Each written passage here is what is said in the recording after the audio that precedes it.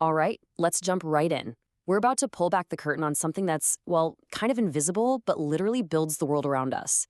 Think about those massive dams, the giant bridges, the power plants we all rely on. There's this secret rule book, this hidden system that stops these mega projects from just collapsing into chaos. So let's figure out what it is. Okay, just picture this for a second. How on earth do you build a billion-dollar dam that spans across two countries? You've got, say, a German engineering firm, a Japanese construction company, American investors, all working together, funded by some huge international bank. You're dealing with different languages, totally different laws, completely different ways of working. I mean, the potential for disaster, it's huge, right? So how do you even begin to manage that without it all falling apart? Well, the answer is pretty fascinating. It's not some big international treaty or a single law. It's actually a system, a whole framework of documents that's been tweaked and perfected for over a century. And this system is so influential, it's basically the standard for global construction projects. Yet, you've probably never even heard of it. So what are we talking about here? This secret system is called Fidic, and you can think of it as the universal language, the common tongue that's spoken on the world's biggest, most complicated construction sites. Fidic. It's a French acronym. It stands for Fédération Internationale des Ingénieurs-Conseils, which translates to the International Federation of Consulting Engineers. And this goes way back.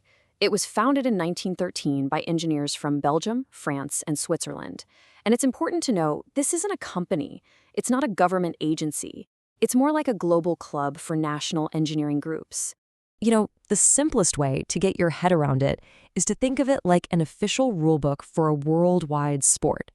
Imagine trying to play a game with teams from different countries who all have different rules. It'd be total chaos, right?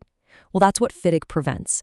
It lays out the standardized rules, who does what, who's responsible for what, so everyone, no matter where they're from, is playing the same game. But here's the thing. These aren't just a bunch of random rules. They're all built around this one really smart core idea. And that idea is all about how to deal with the trickiest part of any huge project, risk. Yeah, let's make this real. Say you're building something huge, and your team hits a patch of really bad soil nobody knew about. Suddenly you need more digging, way more materials, and you're looking at weeks, maybe months of delay. It's not really anyone's fault, but it's going to cost a ton of money. So who picks up the tab? The person paying for the project, we'll call them the employer, or the company doing the actual building, the contractor. And this is where you see the sheer brilliance of the Fidic philosophy. The main rule is actually super simple and elegant.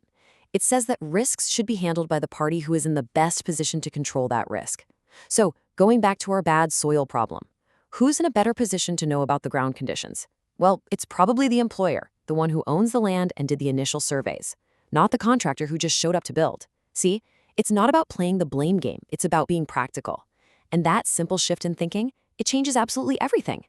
Okay, so what's really cool is that Fidic isn't just one single contract. It's not a one-size-fits-all kind of deal. It's more like a toolkit with different options for different jobs. And they're famously known as the Rainbow Suite because they're all color-coded based on how they handle risk. So first up, we've got the Red Book. This is the classic, most traditional way of doing things. The employer, so the client, hands over a fully complete design. The contractor's job is simple. Just build exactly what's in the blueprints.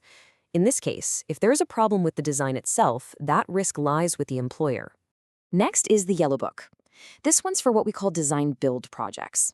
Here, the employer just gives the basic requirements, like, I need a bridge that can handle this much traffic, and then it's up to the contractor to both design and build the whole thing.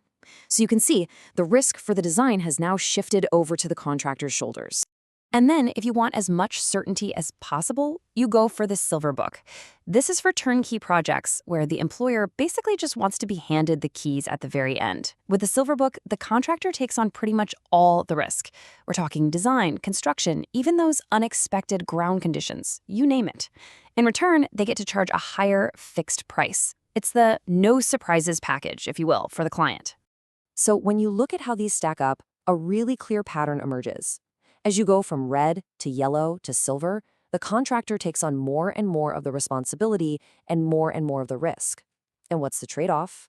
Well, the employer gets more and more certainty about what the final price tag is going to be. Each color is just a different balance, a different tool for a different kind of job. Okay, so we've got this really smart system for managing risk. But who is actually using it? Who's in this big global club? The answer to that really shows you just how important these contracts are to the entire world economy. You have to remember, Fidic's influence didn't happen overnight.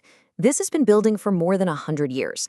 They were founded way back in 1913, put out their first Red Book in 57, but the modern set of contracts we've been talking about, the whole rainbow suite with the red, yellow, and silver books, that all came together in 1999. And that's when it really became the global standard. And today, Fidic's reach is just staggering. Its member organizations are all over the world in 80 different countries. So yeah, this is no longer some small, niche European club. It's a genuine international powerhouse that is actively shaping the infrastructure of our entire planet. And what really cements its power is who uses it. We're talking about the World Bank and all the other huge multilateral development banks. They've made Fidic contracts the standard for any project they fund. Plus, the International Chamber of Commerce provides the legal rules for settling disputes. I mean, when the biggest money and law institutions on the planet all agree on one standard, well, that standard pretty much becomes the default language for doing business. Okay, so clearly it's a huge deal for lawyers and people in boardrooms. But why should you and I care about all this? Well, the answer is because these contracts, these stacks of paper, they have a very real, very physical impact on the world we live in. It's because these contracts are that invisible scaffolding that makes our modern world possible. I mean, think about it. Without a fair, standard, and trusted way to handle risk and sort out disagreements, investing millions or billions of dollars in some huge overseas project would just be, well, it'd be way too risky. Nobody would do it. And that's the bottom line, right? This whole system is what makes these things possible. It's what allows all that international money to flow into building massive infrastructure. It is the reason that these incredibly complex projects, the dams, the bridges, the power plants that we all rely on every single day, can actually get built. And hopefully get built on time and on budget.